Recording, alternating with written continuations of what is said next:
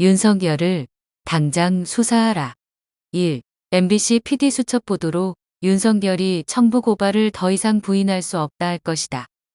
첫째, 대검 수사정보정책관은 총장에게 직보하는 자로서 윤석열과 부인, 장모 윤석열의 측근 한동훈의 피해를 주장하며 고발하는 고발장이 손준성 보냄으로 텔레그램을 통해 손준성의 연수원 동기 검사였으나 새내기 정치인이 된 김웅에게 보내졌다.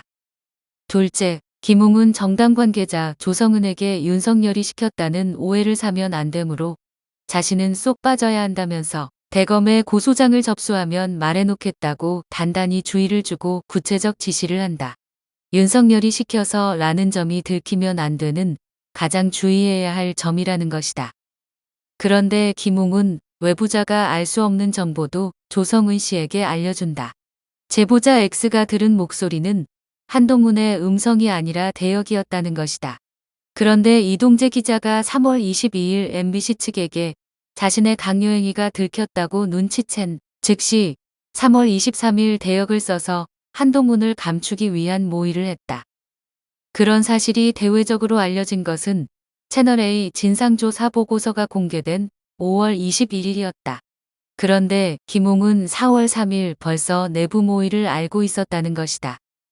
2. 채널A 기자와 한동훈이 제보자 X를 회의 후 강요한 행위를 덮기 위한 이후의 대책과 행위들은 다음과 같이 추측될 수 있다. 첫째, 반박 아이디어 계획을 세우고 한동훈의 대역을 시켜 녹음하는 계획. 3월 23일. 둘째, 한동훈은 기자와 폭로된 대화를 한 사실이 없고 접촉한 사실도 없다는 완전 부인 반박 입장문을 냄. 4월 1일.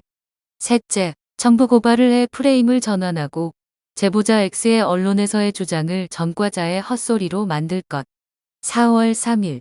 첫째 계획은 채널A의 협조가 있어야 가능한데 채널A 내부 반대로 실행되지 않았다고 한다. 셋째의 점에 대해서는 MBC 보도 직후에 바로 보수일간지들이 일제히 제보자 X가 전과자이므로 믿을 수 없는 주장이라는 반박 보도를 했는데 미리 알지 않으면 즉시 보도한다는 것은 매우 이례적이다. 실제로도 김웅을 통해 제보자 X의 전과 사실이 담긴 형사 판결문이 고발장과 함께 그대로 전달되었다. 채널A 기자와 검찰의 강요 의혹이라는 점에서 검언유착 의혹이라고 보도되었다. 그런데 이를 권언유착이라며 프레임 바꾸기를 시도했으며 이에 윤석열도 관여되었을 것이다라는 점을 주목해야 한다. 즉, 폭로한 MBC와 여당 쪽이 날조한 것이라는 식이다.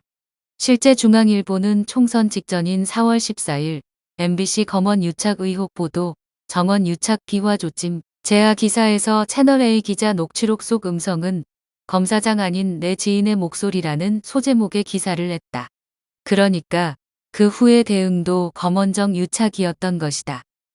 4월 29일 윤석열은 MBC에 대한 영장이 기각되자 대노하며 수사의 형평과 균형을 지키라고 지시한 바 있다.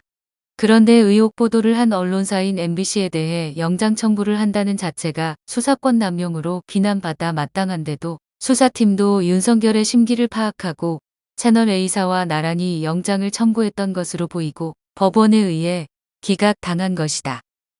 윤석열이 수사지휘에서 스스로 손떼기로 했던 결정을 어기고 대검 부장회의를 내치고 전문수사 자문단을 만들려고 했던 것도 청부 고발에 대한 여러 개입이 드러날 수 있는 스모킹 건인 한동훈의 휴대폰이 부장회의의 지휘 승인에 의해 압수되었기 때문에 조속히 무혐의로 수사 결론을 내려 했을 가능성도 제기되고 있다.